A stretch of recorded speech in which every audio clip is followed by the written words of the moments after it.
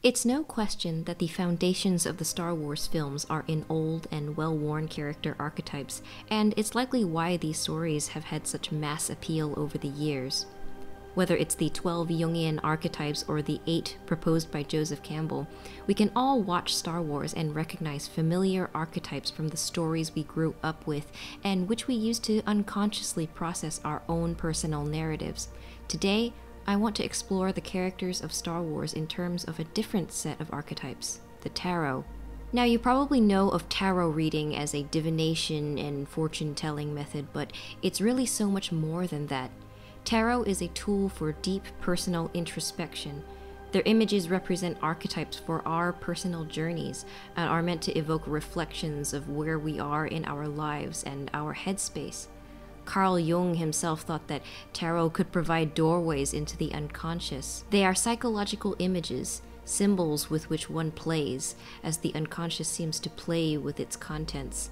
The cards combine in different ways, and the different combinations correspond to the playful development of mankind. Now, tarot imagery has evolved over the centuries, but the most commonly used set of images are in the Smith-Waite deck, published in 1909. Like most tarot decks before it, the Smith-Waite deck is divisible into two groups, the Major and Minor Arcana. The Major Arcana represent large, significant, and overarching themes, while the Minor Arcana pertains to the smaller events that define ins and outs of our everyday life. The Minor Arcana court cards in particular often represent the people around us and our relationships with them. And of course, I think the court cards of the Minor Arcana are perfect for categorizing the central Star Wars characters. Similar to the court cards in a regular set of playing cards, the tarot court cards consist of kings, queens, knights, and pages belonging to different suits, namely swords, wands, cups, and pentacles. While these archetypes are based on very antiquated ideals of a medieval royal court, they can be applied to represent characters of different maturities, dispositions, and personalities, and like all the Star Wars characters, they will deal with problems in very different ways. Today's character is my favorite in the Star Wars universe, Anakin Skywalker, and in my mind there is no question that the archetype that matches him best is the Knight of Wands. All the suits of the tarot are associated with different alchemical elements. The suit of wands is associated with the element of fire, which often represents passion and creativity. The court cards in the wand suit are defined by their strong and vibrant personalities. Anakin is unquestionably a fire being, and I think subconsciously we all associate Anakin with fire. In the novels, he is constantly written with fire imagery. In the Attack of the Clones novelization, when Anakin and Padme are together on Naboo, at one point we see Anakin from Padme's perspective. Anakin shifted just a bit, blocking the rosy glow enough so that Padme could see his smile. He started to move in, but she held her ground. It wasn't a conscious decision, she was simply entranced, for it seemed to her as if the sun was setting behind Anakin's shoulders and not beyond the horizon, as if he was big enough to dismiss the day. Orange flames danced about his silhouette, dulling the distinction between Anakin and eternity. Later on, the Revenge of the Sith novelization describes Anakin's fear of loss thusly. Fear lives inside him anyway, chewing away the firewalls around his heart. Anakin sometimes thinks of the dread that eats at his heart as a dragon.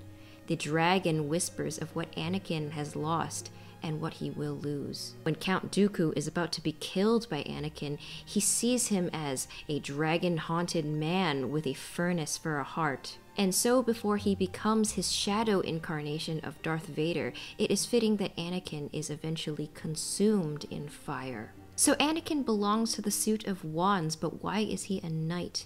The important thing to know about the knights in the tarot is that even if they have their own individual personalities, they are defined by action.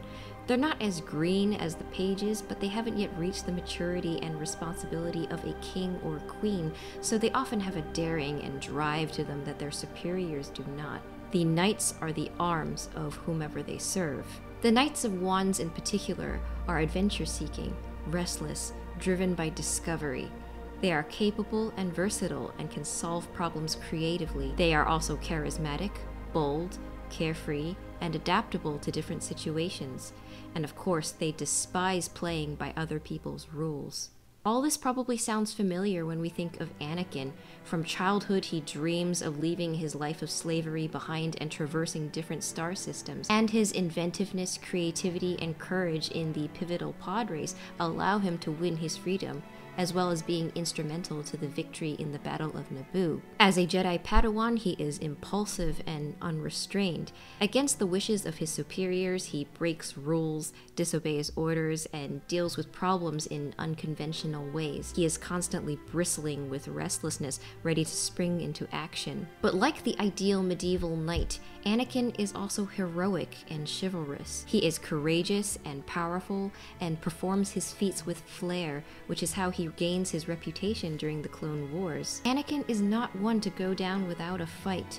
In short, he is a man of action. Anakin is also a creature of passion, and as such he craves emotional warmth from others who can understand him, so he ardently pursues a relationship and eventual marriage with Padme Amidala, his soulmate, despite the Jedi Order forbidding intimate emotional attachments. This passion makes him very loyal to his wife, family, and friends, but also incredibly destructive when it is taken to the extreme. When his mother is tortured to death by Tusken Raiders, he kills the entire camp in blind passion, only to suffer guilt about it later. And later, when Padme's life appears to be at risk, his fear of losing her drives him to perform unspeakable deeds in anger and jealousy. It is at these moments when Anakin's passion consumes him that he taps into his shadow side and he becomes the Knight of Wands reversed. The flipped Knight of Wands is defined by jealousy, volatility, aggression, and violence. He also represents unfulfilled potential, restlessness, and energy that is either constrained or is not channeled into the world effectively. This is true of Anakin, who lacks the stability to process and moderate his mental state, and eventually ruins his life in the worst way possible. He ultimately is prevented from becoming the force for good he had the potential to be, and spends the rest of his life as a slave to another person's agenda, a mere shadow of his former self. So if you ever draw a Knight of Wands in a tarot reading, consider these things. What adventure are you pursuing? What causes you anger, and how do you channel it? What is your potential, and what is holding you back? Thank you so much for watching this video. This was so much fun to make. I love making connections between Star Wars and the occult.